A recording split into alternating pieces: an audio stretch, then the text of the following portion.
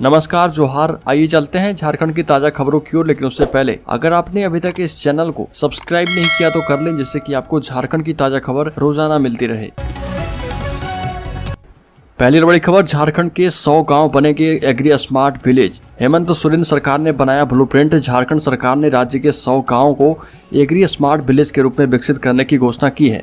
राज्य के 32,000 से अधिक गांवों के परिप्रेक्ष्य में यह आंकड़ा काफी छोटा दिखता है, लेकिन एग्री स्मार्ट गांव की सार्थक पहल की अनदेखी नहीं की जा सकती।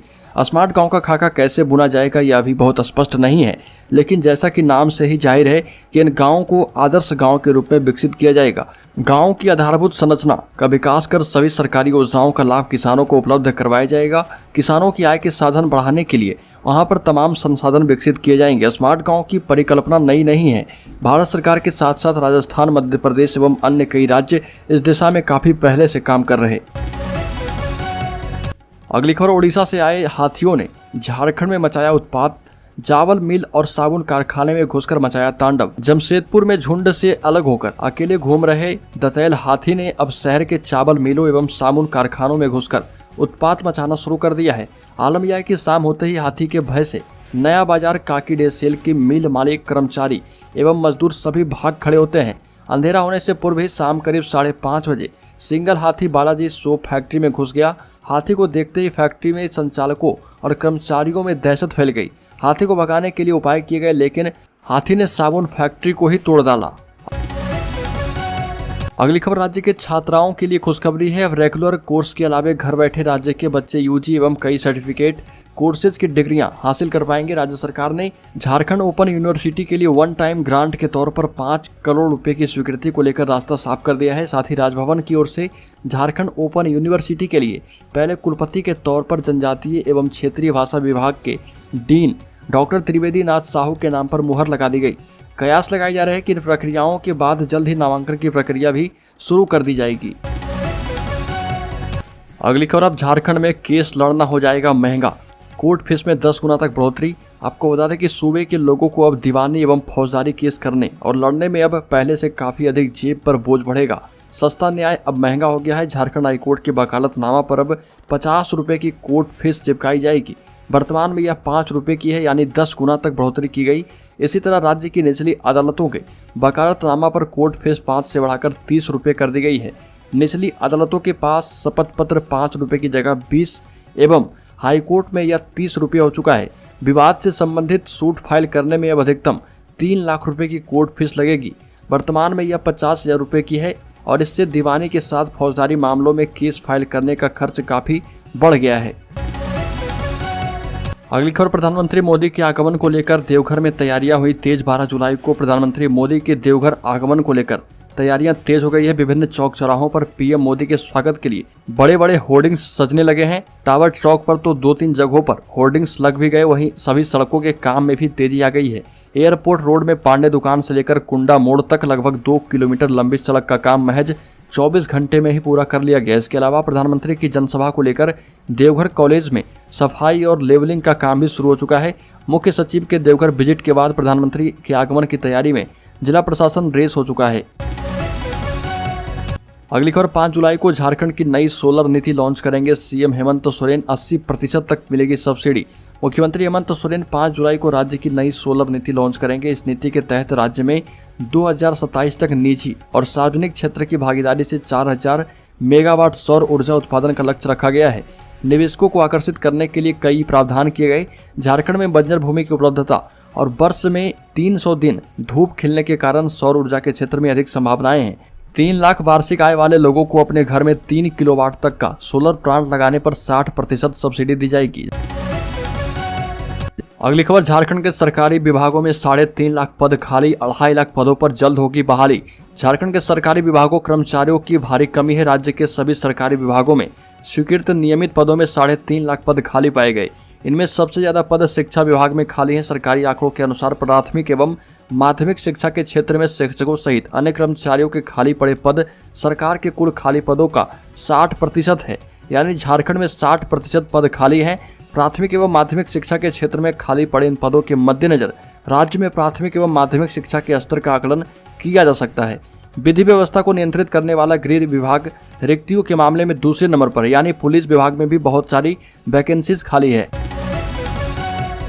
अगली खबर, देश में एक तरफ जहां सेना में जाने को इच्छुक युवाओं ने नौकरी के लिए स्थायीकरण को लेकर बड़ा आंदोलन किया, तो वहीं दूसरी ओर झारखंड के मुख्यमंत्री हेमंत सोरेन ने एक बड़ा ऐलान कर सबको चौंका दिया।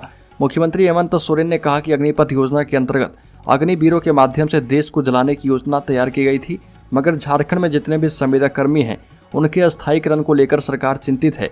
और ये भी कहा कि राज्य के अधिकारी जब चाहे संविदा कर्मियों की तबादला कर दिया करते हैं, लेकिन अब ऐसा नहीं होगा। सरकार ने सभी को नियमित करने के लिए नियम बनाने के निर्देश दिए हैं।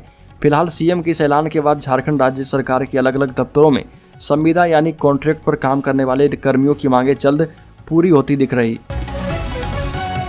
अगली खबर, पोषण सखियों ने मंत्री बादल पत्रलेख को सौंपा 6 सूत्री मांग पत्र। आपको बता दें कि आंगनबाड़ी केंद्रों में कार्यरत पोषण सखियों ने मंत्री बादल पत्रलेख को 6 सूत्री मांग पत्र सौंपा। कोडरमा स्थित परिसदन में पोषण सखी कंचन देवी, रिंकी कुमारी सहित कई पोषण सखियों ने मंत्री बादल पत्रलेख को सीएम हेमंत सोरेन से चर्चा करने की बात कही।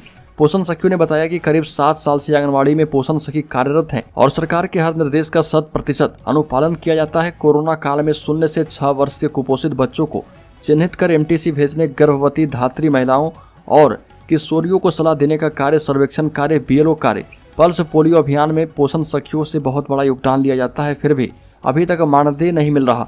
मानदेय नहीं मिलने से सभी पोषण सखियों की आर्थिक स्थिति खराब हो चुकी है। अगली खबर, झारखंड में 5 जुलाई तक बारिश का पूर्वानुमान। राजधानी में एक दिन में 4 मिलीमीटर बारिश। राज्य में मौसम बदल चुका है। मानसून की सक्रियता ने आमजन को गर्मी से राहत दी है। मौसम केंद्र का पूर्वानुमान है कि अगले 1 से 2 दिनों तक इसी तरह का मौसम रहेगा। गौरतलब है कि मानसून के आने के बाद से राजधानी में कहीं कहीं हल्की बारिश हो रही थी। 2 और 3 जुलाई को राज्य में कहीं कहीं गर्जन और वज्रपात होने की संभावना है। 4 और 5 जुलाई को राज्य के उत्तर पूर्वी एवं निकटवर्ती मध्य भाग में कहीं कहीं भारी बारिश हो सकती है। इसके अलावा 5 जुलाई को मध्य के साथ साथ दक्षिण राज्यों में भी भारी बारिश हो सकती है। अगली खबर, देश के 6 राज्यों में कोरोना के सबसे ज्यादा मामले। बीते 24 घंटे में 16,749 नए केस। केरल, महाराष्ट्र के बाद तमिलनाडु, पश्चिम बंगाल में भी फैलने लगा कोरोना। देश में कोरोना महामारी ने एक बार फिर दस्तक दे दी है। पिछले 24 घंटे में 16,749 नए केस सामने आई। देश के 6 राज्यों में कोरोना के सबसे ज्यादा मामले सामने आ रहे हैं। इसमें केरल, महाराष्ट्र, तमिलनाडु, कर्नाटक, पश्चिम बंगाल और दिल्ली शामिल है। सबसे ज्यादा मामले केरल और महाराष्ट्र से आ रहे। केरल, महाराष्ट्र के बाद तमिलनाडु में भी रोजाना केस 2000 से ऊपर आ रहे।